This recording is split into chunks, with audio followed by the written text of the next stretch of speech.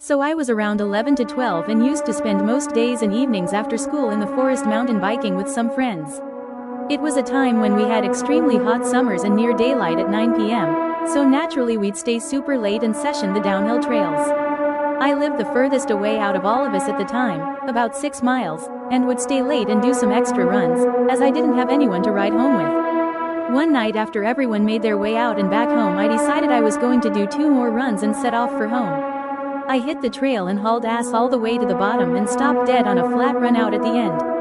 Something primal took over. I had the feeling I was being watched. I whipped off my goggles and helmet and started to push up slowly, thinking I was being paranoid. I got the chills and started hearing sounds. Footsteps in the dirt, slogging, bushes. I pushed up faster until I hit part of the trail that was separated by an island of trees. I stopped and the noises were close. I looked through the trees and on the other side was a crazed-looking man, fairly dirty and dripping with sweat. He had a claw hammer in his hand and was looking around on the prowl. I suddenly felt paralyzed with pure terror. I picked up my bike so its wheels were off the ground, so he couldn't hear the freewheel ticking sound, and stood there, totally thinking I was about to die. I hear the same thing about 5 feet to my rear and there is a bigger man of similar description, also with a hammer. I stand there, motionless in this 8 feet wide island of trees for what felt like 10 minutes with my downhill bike in my skinny 12-years-old arms. They passed up the trail and I have never moved so fast out of that place. My heart was pounding and I felt sick. I got onto the road into the small rural town I rode through on the way home and sat on a wall shaking. I got home and went to my room and never told anyone. When I was 13 to 14 years old, I was invited to a birthday party of a close friend of mine down the street.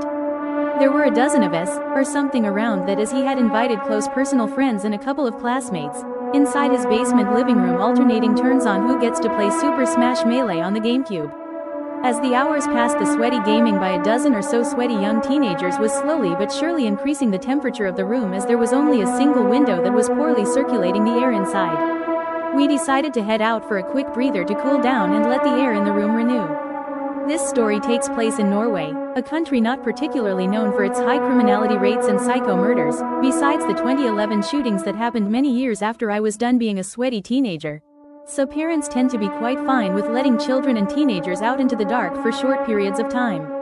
This is where the wood gets relevant. Behind the house, there was a forest. Now, forests aren't particularly rare at all, and besides stories of trolls and monsters, there wasn't all that much to be afraid of. The house and the forest was separated by a road, a single streetlight illuminating the pavement, sidewalk closest to the house. We were all gathered outside the back of the house getting some fresh air as one of us spot 2 reflective lights, looking sort of like eyes.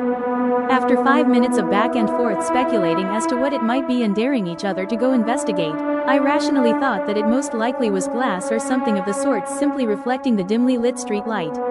I walked away from the group, making my way towards the 2 eyes, 30 or something meters away. I came to the source and realized it was simply a sheet of clear plastic, picked it up, turned around and announced what it was. That's when something happened. My friends started yelling, loudly, some started running towards the house.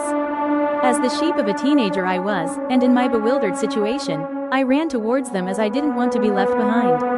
I got into the hallway of the house where all the others had gathered, as well as my friends' parents, and saw that some of the others were crying.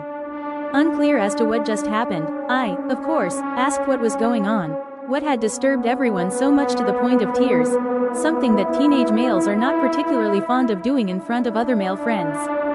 Heaving for breath, the birthday kid told me that in the instance where I had turned around, a man, presumably in his mid-40s according to some of the others, had suddenly appeared behind me with his arms reached out in a choking hold.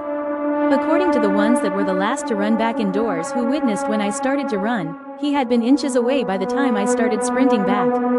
The police weren't called, as, well, this was a group of teenagers claiming to have seen a man presumably ready to choke me at 2200 on a Saturday night, and nothing actually happened.